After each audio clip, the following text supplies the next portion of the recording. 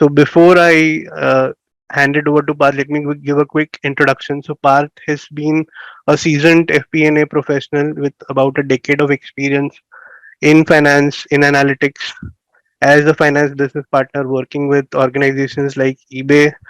Presently, he's the FP&A director at Adobe.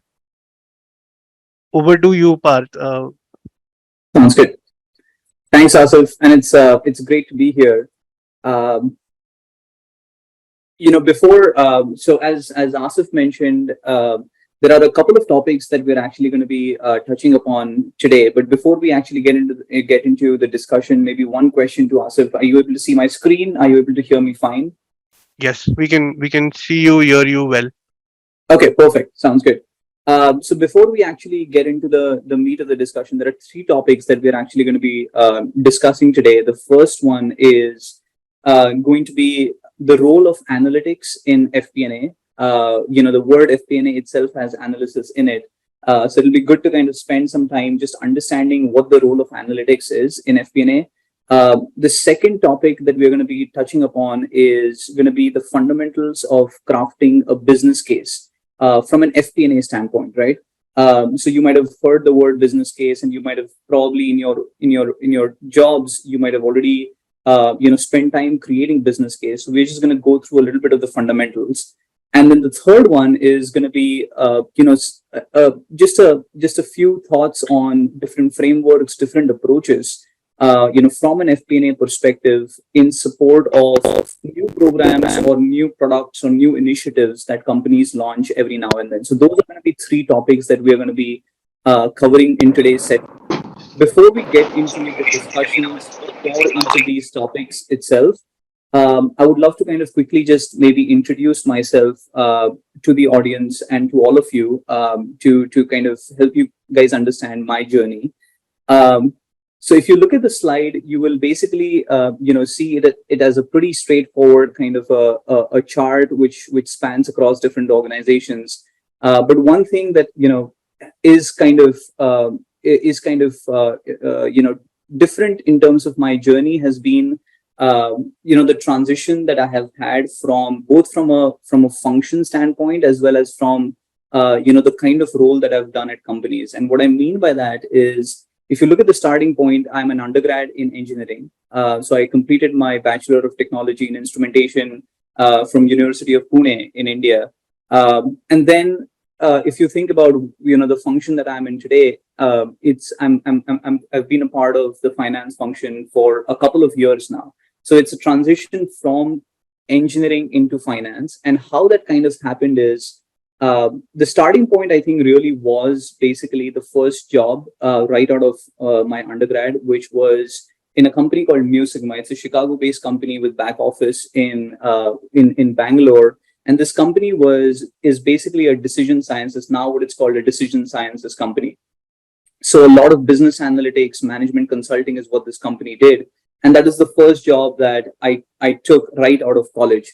To be very honest, I did not know what business analytics is or what decision science is, because we are all just 21, 22-year-old students coming out of college.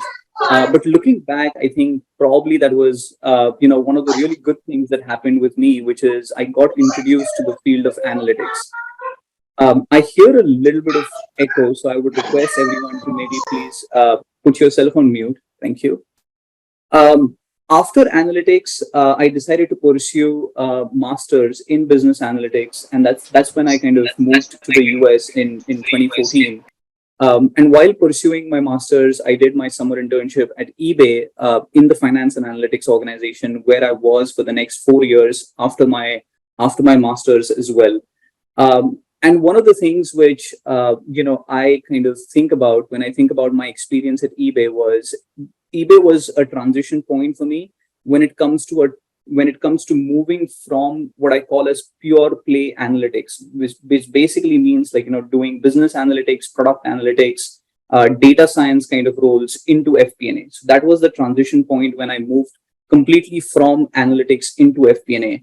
It is also probably the time when I first kind of got opportunity to be a finance business partners to senior executives in the company. And it's also a place where I managed a P&L, a sizable P&L for the first time from an FP&A perspective. So eBay was definitely, kind of a significant milestone in my career. And for the past 4 years, I have been at Adobe. As Asif mentioned, I lead the FP&A function for Adobe Creative Cloud, a group of products within the Adobe Creative Cloud offerings. The kind of role that I do is mostly a business finance FP&A kind of a role, where I'm a finance business partner to senior executives across different companies, and trying to kind of own the planning, budgeting, forecasting, short-term, long-term financial planning processes for all the group of products that I support. So that's a little bit about me. Just wanted to kind of give you all a little bit of understanding of what my journey is and where I'm coming from. Now, I think it's a great time to kind of get into the meat of the discussion itself. So the first topic that we are going to be talking about is the role of analytics in modern FP&A. But before we actually get into what the role of analytics is for FP&A, let's take a step back and actually try to understand what are some of the macro trends that we are seeing in the industry today. And the reason I would love to kind of start with the macro trends and then talk a little bit about the role of analytics in FP&A is because the way I see it, and the way, in my readings and when I talk to FP&A professionals who've been in the industry for a lot more than I have, 15, 20, 25 years, one of the common themes that has come out from my conversations with them has been that the role of FP&A has evolved over time, and mostly it has evolved as a function of how the business environment in companies has evolved over time as well. So some of the themes that we look at today, or we see today from a macro standpoint, is the first one is the business landscape across the world is an extremely dynamic, it's extremely dynamic. And the competition that, the different kind of businesses or the different companies have today is also very different than what it was maybe a couple of years back or a decade back. And what I mean by that is, we constantly see advancements in technology. We constantly see new business models being launched. We see traditional, big companies, established companies being challenged by innovative startups that actually show up. Or we see, established companies and their businesses being completely disrupted by new business models and new kind of go-to-market strategies that are introduced into the market. And that's why one of the things that companies, as I observe it, and across the different companies that I've worked for, I've seen is, especially after the 2008, I would say, financial recession, companies have started kind of always looking for ways to diversify their business, to add more, a more competitive angle to their business. And that has been a macro trend that we have been seeing over the last couple of years. The second one is, now that we talk about the shifting business environment and the shifting business landscape, one of the common themes, again, across all the different companies that we are seeing today, is there is a focus on both driving operational efficiencies as well as strategic growth.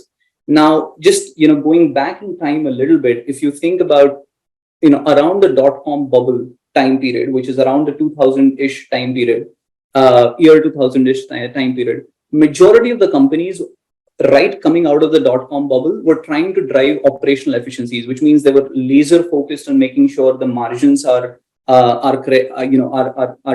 looking great. The print to the street, or the financial targets are being met in a healthy manner.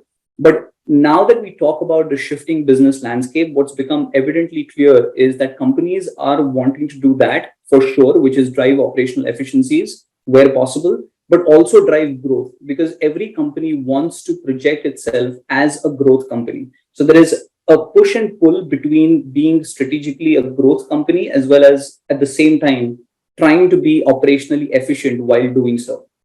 So that's the second theme that I see. The third one, it's you guys might be hearing this all the time, which is the kind of innovation that is coming out of different companies. Technologies like conversational AI or Chat GPT or generative AI it's just an example of what I mean by the increased pace of innovation. Um, if you really kind of go back in time, you will see that there has always been innovation, or significant innovation that stands out in every decade. But I think what we are seeing now is the pace of that innovation coming to market and actually leading to technologies and businesses being disrupted has increased in pace significantly. And what that leads to is basically the companies are always looking for ways where they can get innovation to the market as soon as possible. So that is where that is also a theme that I see kind of emerging in the current environment. And then the last two is more about from a data standpoint. So with all the with literally over the last couple of years, I think the amount of data that has been created and is being collected is in abundance, right? It's in a huge amount of data is being created and kind of stored. And that's why companies are always, they don't want to just be collecting and storing data, right? They want to be leveraging this data for the business growth, for driving more, for launching solutions that are going to meet their customer needs.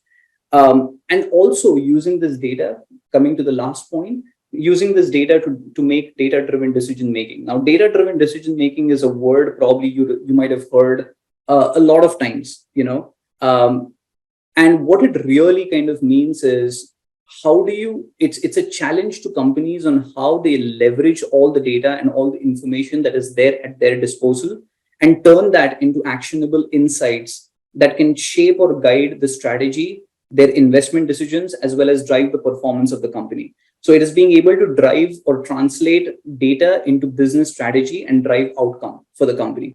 So those are some of the macro trends which I kind of see emerging or existing in today's market.